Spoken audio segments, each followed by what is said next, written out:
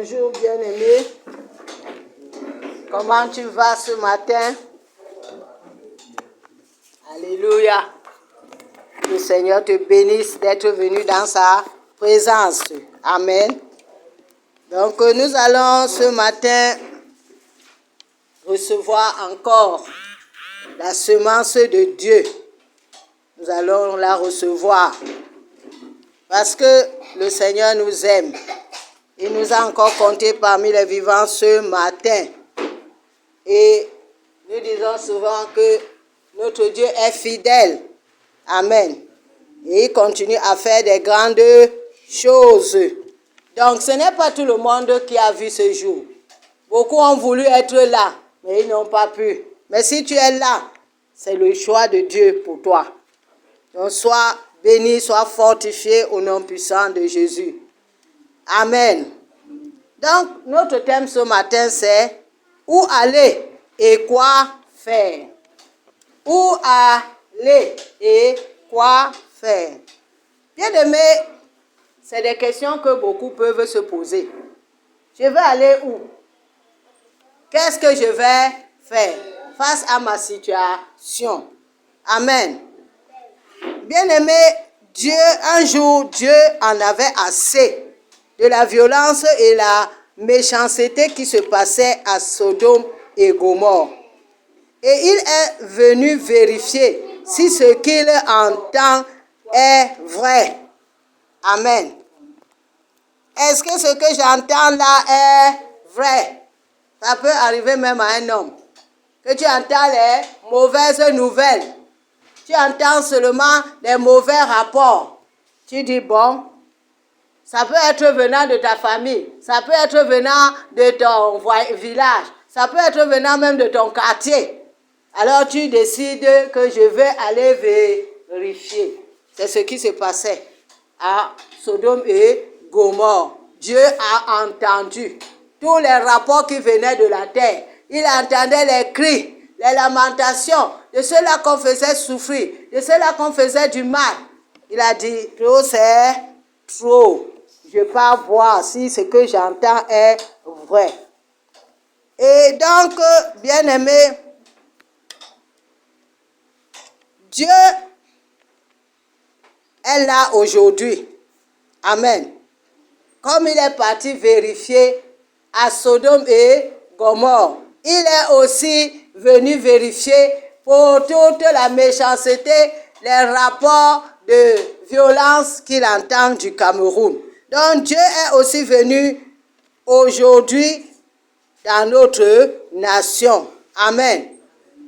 Et Dieu est en train d'envoyer les messages. Dieu envoie les messages. Et ces messages, c'est des messages d'avertissement.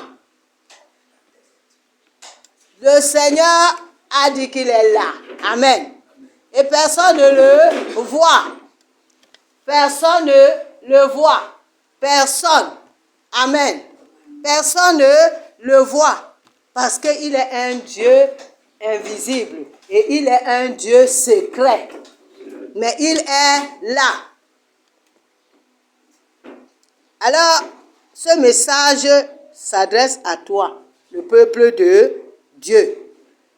Sois vigilant. Amen. Sois vigilant. Ouvre tes yeux.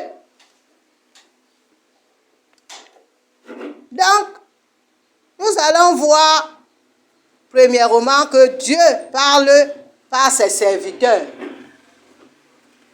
Et nous allons lire dans Jérémie 42, le verset 2 à 5.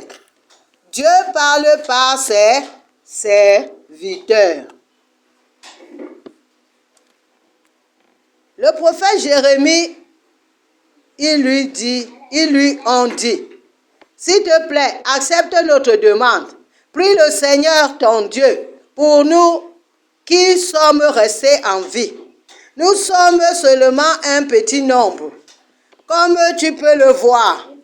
Demande au Seigneur ton Dieu de nous montrer où nous devons aller et ce que nous devons faire. Le prophète Jérémie leur a répondu, j'ai entendu. Je vais prier le Seigneur, notre Dieu, comme vous le demandez. Ensuite, je vous ferai connaître la réponse du Seigneur. Je ne vous cacherai rien. Ils ont dit à Jérémie, nous promettons de faire exactement ce que le Seigneur, ton Dieu, nous dira par ton intermédiaire, qu'il soit le témoin vrai et sûr de notre promesse. Bien-aimés, c'est ce qui se passe au temps de Jérémie. Amen. Dieu a envoyé les menaces qu'il va amener son serviteur pour détruire Israël, pour détruire Juda, pour détruire Jérusalem. Il a envoyé les menaces, comme il envoie les menaces dans ton pays aujourd'hui. Personne ne croyait en cela, jusqu'à ce que Dieu a accompli sa parole. Amen. Il a amené le roi de Babylone, Nebuchadnezzar, pour venir détruire, mettre le feu et déporter, c'est-à-dire amener ces gens à aller avec lui dans son pays. Et voilà, il n'a pas pris tout le monde. Il y a quelques gens qui sont rentrés. Et Dieu les a envoyés, si vous allez suivre l'histoire un peu en arrière, Dieu les a dit de rester dans ce pays-là. Amen. Reste dans ton pays. Ne pars nulle part. Ne va pas chez un voisin. Ne quitte pas le Cameroun pour aller au Nigeria. Ne quitte pas le Cameroun pour aller au Gabon. Ne quitte pas le Cameroun pour aller au Congo, au Tchad. Ne va nulle part. Reste là. Si tu restes là et tu m'obéis, tu seras sauvé. Amen. Voilà ce que Dieu les a dit. Mais eux, ils voient qu'ils sont un petit nombre. Ils voient qu'ils sont un petit nombre. Et ils regardent. Ils vont donc voir le prophète Jérémie. Jérémie les a avertis toujours. Ils n'ont pas compris. Ils ont emprisonné Jérémie. Ils l'ont maltraité. Ils ont fait tout le mal qu'ils pouvaient. Et jusqu'à ce que ce qui devait arriver est arrivé. Et ils sont arrivés. Ils sont venus voir le prophète. Dieu parle par ses serviteurs. Amen. Dieu parle, envoie ses messages par ses serviteurs. Et ce qu'il attend, c'est qu'on écoute ces messages, qu'on les mette en pratique. Voilà donc ces gens qui viennent, ils viennent voir le prophète. Et ils disent, écoutez comment il parle. Il dit, Jérémie, prie pour nous, prie ton Dieu. Donc c'est le Dieu de Jérémie. C'est le Dieu, ton Dieu, toi qui sers Dieu, toi qui suis Dieu, toi qui adores Dieu, toi qui crains Dieu. Les autres trouvent que c'est ton Dieu. Il n'est pas leur Dieu. Mais Jérémie, quand il vient parler, dit, je vais prier votre Dieu, notre Dieu à nous tous. Je vais lui poser votre doléance. Et ce qu'il va dire, je vais vous le dire. Et ces gens disent que nous promettons de faire ce Dieu va demander. Bien-aimé, Dieu envoie les messages sur la terre parce qu'ils aiment les humains. Dieu nous aime. Il ne veut pas que le malheur nous arrive. Mais c'est nous-mêmes qui refusons d'écouter Dieu. Nous faisons comme nous voulons. Chacun fait comme il veut. On va te demander, tu as vu Dieu? Il a quelle couleur? Il est noir ou blanc ou jaune? Voilà les questions que les insensés et les orgueilleux posent. Ils méprisent Dieu. Ils ne veulent rien comprendre de Dieu. Mais parfois, ils viennent s'approcher pour que, regarde voir, ton Dieu, il pense quoi de moi? Dieu pense quoi? Dieu dit quoi? Et il y a d'autres, plusieurs méthodes que les gens utilisent pour consulter Dieu. Mais le véritable Dieu se consulte par ses serviteurs. Ce n'est pas de chercher comment on appelle ça, le miroir magique. Pour dire que miroir magique, dis-moi. Amen.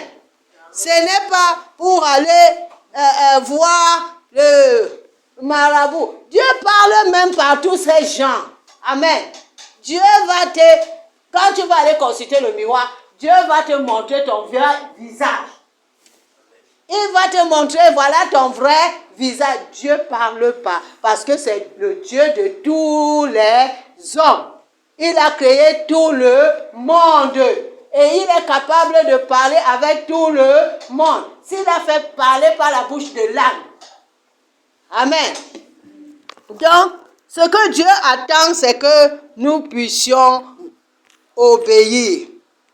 Nous puissions respecter le commandement. Et ils ont fait la promesse à Jérémie que nous allons faire ce que Dieu va te dire. Mais Jérémie a commencé à prier. Quand Jérémie a prié, bien-aimé, il a prié pendant 10 jours. Après ces 10 jours, le message de Dieu est venu. Dieu a dit par la bouche a dit à Jérémie que ceux qui sont restés ne quittent pas Jérusalem. Qu'ils ne partent pas, ils voulaient aller en Égypte. Nous sommes restés un petit nombre ici. Dieu te dit ce matin, ne quitte pas ce lieu. Amen. Dieu te dit à toi et à moi, ne quitte pas ce lieu pour aller chercher Dieu ailleurs. Dieu les a dit, n'allez pas en Égypte, restez là. Je vais toucher le cœur de Nebuchadnezzar, il ne viendra plus vous toucher. Il ne viendra pas vous menacer, vous tuer. Dieu te dit ce matin, à tous ceux qui sont dans ce pays, le Cameroun, Dieu est déjà là, il ne vient pas. Dieu est déjà là. Je me souviens en cette fin d'année 2023, pendant que j'essayais de faire la décoration ici, c'est comme ça que je suis tombée. Amen. Je suis tombée ici, je me suis fait sérieusement mal. Et j'ai commencé à pleurer. J'ai dit, ouais, Dieu, c'est quoi ça? Moi, là, je n'ai plus l'âge des jeux pour faire certaines choses. Mais il n'y a personne qui peut même m'aider pour changer la décoration dans ta maison. Et je pleurais. J'ai entendu l'Esprit de Dieu me dire, tu pleures pourquoi? Je suis déjà là. Bien-aimé, je viens te dire ce matin que le Dieu qu'on annonce qu'il est au Cameroun est déjà là. Dieu est là. Dieu ne va pas venir. Et il va se manifester. Il est en train de travailler en silence. Il met les choses en place. Il prépare son peuple. Parce que c'est sa volonté qui sera faite au Cameroun. Et non notre volonté. C'est nous, bien-aimés. C'est le peuple de Dieu qui va le glorifier. Qui va l'élever. Et le temps là est déjà là. Ça ne va plus tarder. Donc, quand Jérémie a reçu le message, après 10 jours de prière, il a appelé ces gens pour qu'il leur donne le message de Dieu. Amen. Pour qu'ils reçoivent le message de Dieu. Donc, tu dois savoir que Dieu est là. Comporte-toi bien, parce que le Seigneur est dans ce pays pour donner à chacun son salaire. Comportons-nous bien, nous les enfants de Dieu. Ne cherche pas là où tu vas fuir quand les choses vont déclencher. Mais reste veillé dans la prière. Ne te comporte pas parce que l'autre a fait comme ça. Moi, si je dois faire comme ça, tu n'es pas l'autre. Chacun a son statut devant Dieu. Chacun nous connaît. Dieu nous connaît. Autant pour moi. Amen. Dieu te connaît. Il connaît ce que tu as fait. Tes œuvres que tu as faites. Et c'est devant Dieu. Ça parle devant lui. Donc, comme il est déjà là, il va donner à chacun son salaire. Amen. Alors, quel sera ton salaire? Quel sera ton salaire? Ton salaire dépendra de tes œuvres que tu as posées. Donc, comporte-toi bien. Comporte-toi bien. Les orgueilleux ne croient pas et ne respectent pas leurs paroles. Les orgueilleux. Il y a les orgueilleux au milieu de nous. Amen. Même dans l'église, même dans les familles, il y a des gens qui sont orgueilleux. Un orgueilleux, c'est qui? C'est celui-là qui croit qu'il fait tout par lui-même. Dieu n'existe pas. C'est lui qui fait que les choses se produisent dans sa vie. Maintenant, écoutez bien, nous allons lire encore dans Jérémie 43.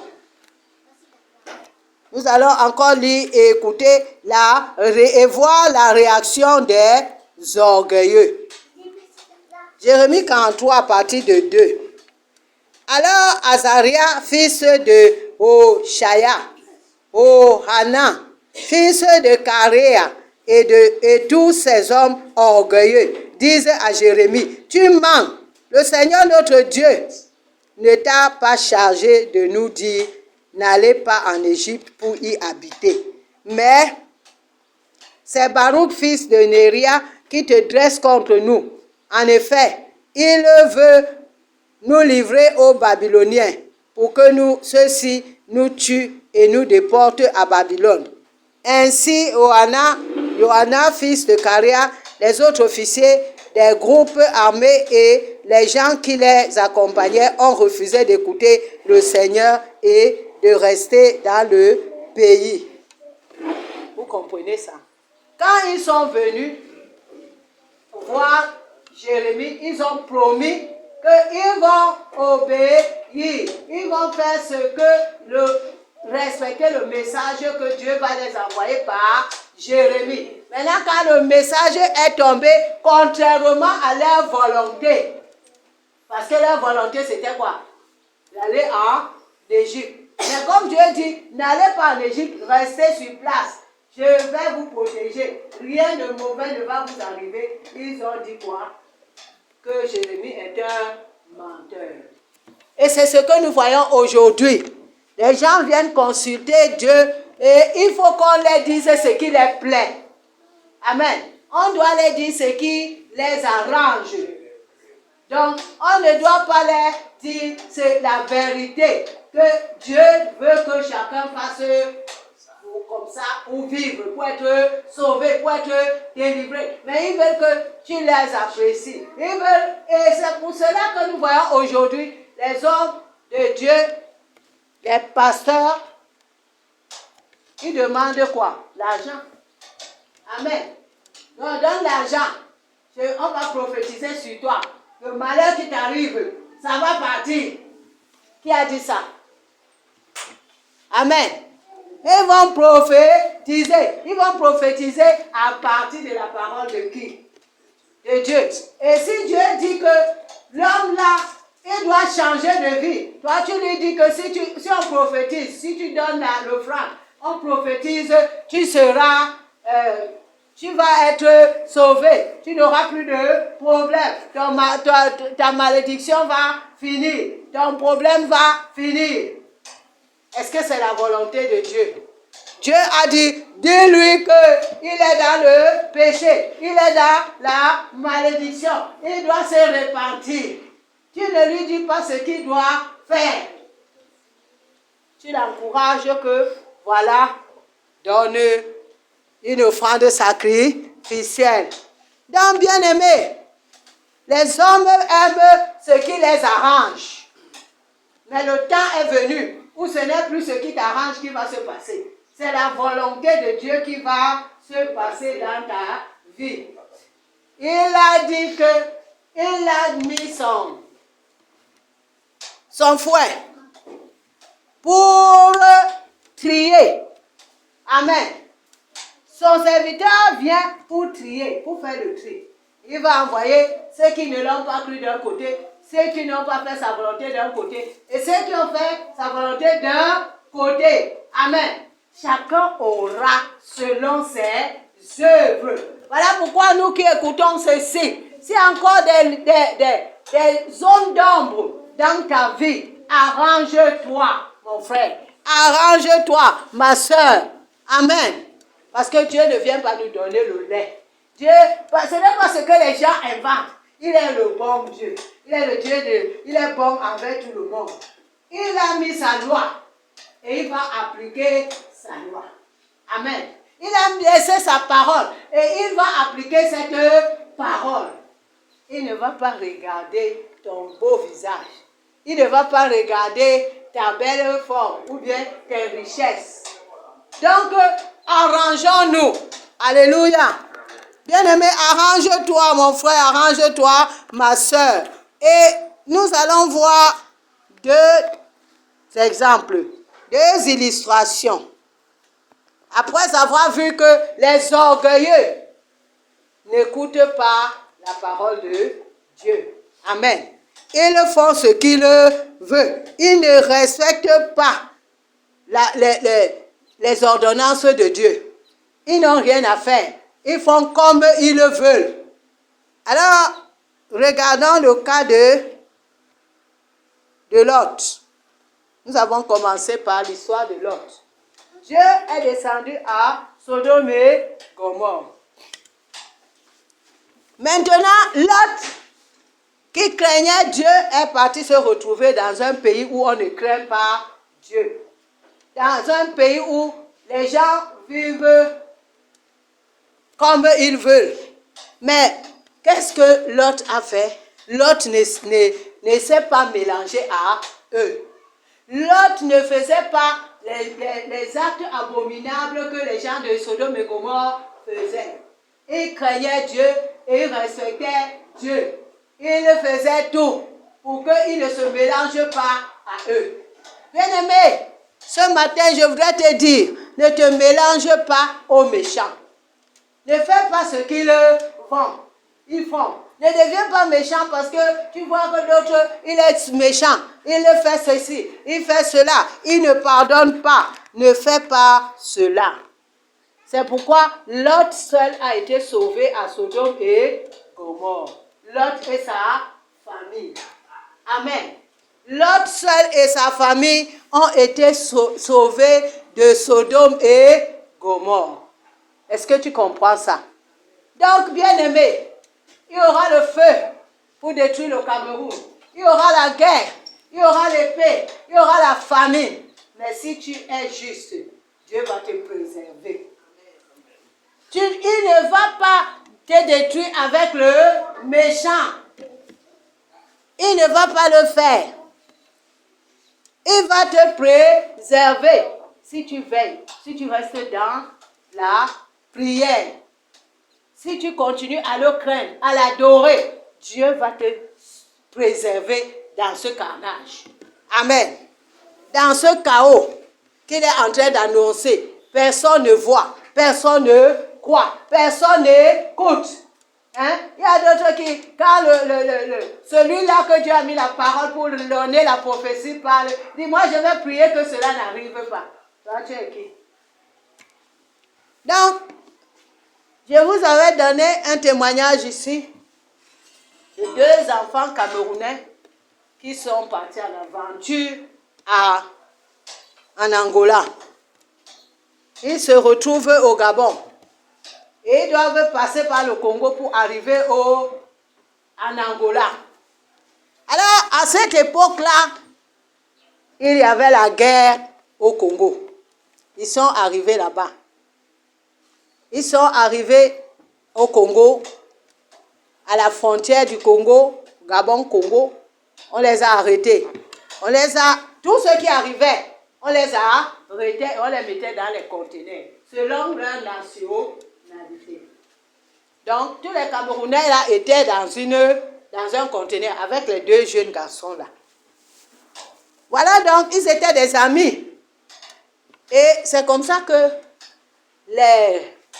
la troupe qui était là à la frontière a appelé leur chef pour leur dire que nous avons arrêté les mercenaires. Alors, le chef a dit, gardez-les, enfermez-les là-bas. Et maintenant, ils n'ont pas obéi aux ordres du chef. Ils ont commencé à tuer ces hommes qui n'étaient que des aventuriers, qui n'étaient que des simples hommes, des simples citoyens, des commerçants, des aventuriers ils vont là-bas acheter leurs marchandises pour rentrer là-bas. C'était des civils. Et ils les ont fait passer des mercenaires. Et ils ont commencé à les exécuter. Dans le conteneur des Camerounais, il y avait un papa là-bas, un homme mûr. Il les a dit, vous savez, nous allons prier. Amen. Nous allons prier. Et ils ont commencé à prier là-bas, tout le monde. Le matin, ils prient. À midi, ils prient. Le soir, ils prient. Dans les autres conteneurs, on est en train de tuer les gens. Il y avait une femme là-bas qui avait un bébé. On a apporté le mortier et le pilon. On a mis son bébé dans le mortier. On lui a dit de piler son bébé.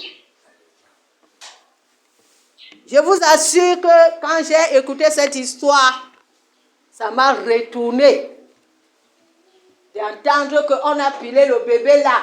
La femme là n'a pas fait ça, mais eux-mêmes, ces soldats ont pilé le bébé jusqu'à ce qu'il est devenu des miettes.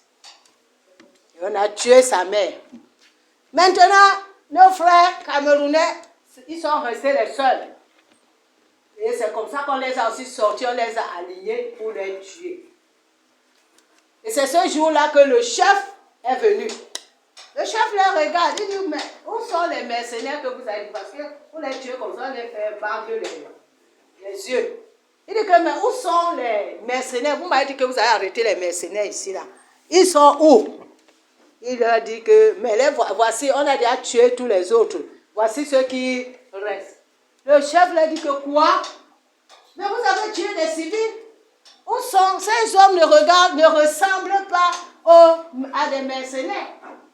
C'est des civils que vous avez tués. Et c'est comme ça que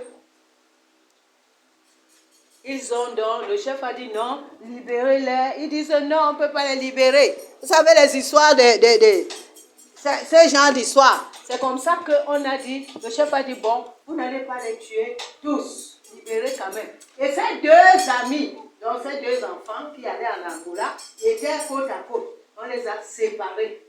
On dit tuez ceci, libérez ceci. C'est son ami qui a survécu là, qui est venu raconter. Donc, pendant qu'on dit prier, bien aimé, sois sincère dans la prière. Ce qui est sûr, tout le monde ne priait pas. On a méprisé la parole du serviteur que Dieu a mis au milieu d'eux. C'est pourquoi le Cameroun, toi, enfant de Dieu, toi, peuple de Dieu, toi, fils de Dieu, bien-aimé, prie. C'est le moment de prier. Prie comme tu n'as jamais prié parce que le temps est mauvais. Amen. Ne t'amuse pas. Et c'est comme ça que, bien-aimé, le Seigneur vient nous avertir.